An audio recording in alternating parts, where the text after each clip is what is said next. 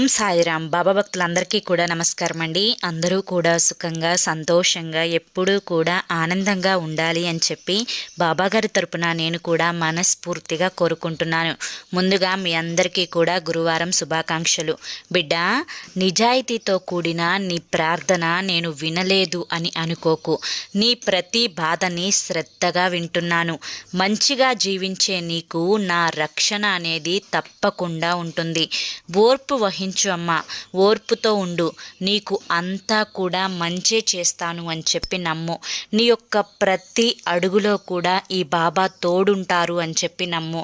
నీ ఆస్తులు అంతస్తులు, బాబా నాకు డబ్బు కావాలి, ధనం కావాలి అని ఏ రోజు కూడా నువ్వు నన్ను అడిగిందే లేదు.